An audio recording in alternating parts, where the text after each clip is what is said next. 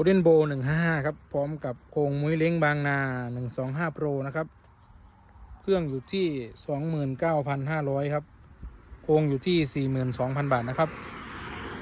เครื่องมีรับประกัน1 ปีโครงมีรับประกัน1 ปีนะครับตัวนี้ก็เป็นตัวมอลลี่3 ร่องนะครับตัวไล่เบาครับใหม่ล่าสุดจากมุ้ยเล้งบางนาครับ